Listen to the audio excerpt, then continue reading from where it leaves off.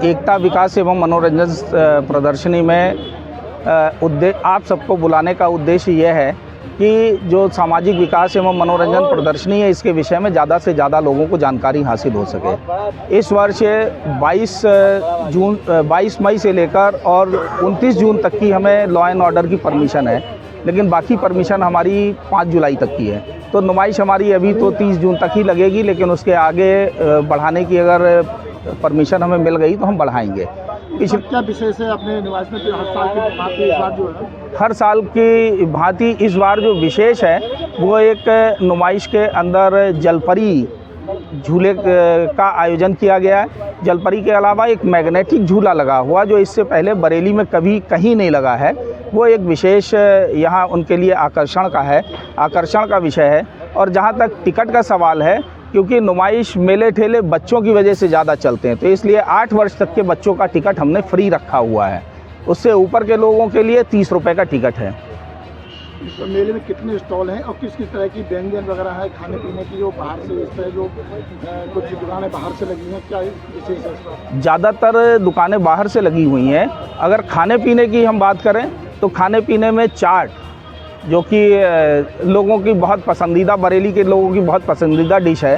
तो चाट में विभिन्न प्रकार की चाट है, टिक्की है, मोमोज़ हैं, आलू के चिप्स हैं, या उनको पूड़ी सब्जी है, छोले भटूरे हैं। इस तरीके की सारी चीज़ें उनके खाने के लिए रखी गई हैं। और ख़ास करके यहाँ बहुत अच्छा एक सॉफ्टी कॉर्नर लगा हुआ है, जहाँ बाहर से लोग आकर बहुत एंजॉय करते हैं। सॉफ्टी के अलावा पापड़, जो बरेली की नुमाइश में एक विशेष आकर्षण का केंद्र है और लोग बहुत चाव से खाते हैं उसको।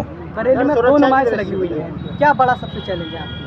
हमारे लिए सबसे बड़ा चैलेंज ये है कि 2 नुमाइश लगने की वजह से यहाँ लोगों की भीड़ जुटाना, लेकिन क्योंकि ये बहुत पुरानी नुमाइश यहाँ वर्षों से लग रही, जहाँ तक मुझे याद है करीब 40-50 वर्षों से ये नुमाइश यहाँ लग रही है, तो इसलिए यहाँ लोग अच्छे आ रहे हैं। और क्योंकि शहर के बीच में है तो इसलिए लोगों की भीड़ आने में बहुत ज़्यादा परेशानी नहीं है, क्योंकि यहाँ आवागमन का साधन बहुत अच्छा है।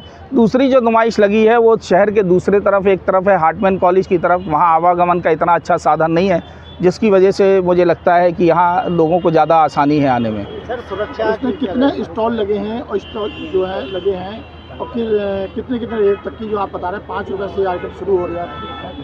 यहाँ हर तरीके की स्टॉल हैं। बच्चों के लिए सामान भी है, महिलाओं के लिए भी सामान है। और उन स्टॉलों में 5 रुपये से लेकर और मुझे लगता है 150 रुपये और 200 रुपये तक के आइटम हैं, और लोग उनको खूब खरीद रहे हैं, खूब इंजॉय कर रहे हैं। सुरक्षा को लेकर किस तरह व्यवस्था की है? सुरक्षा के लिए 2 जगह पुलिस चौकी बनाई हुई है।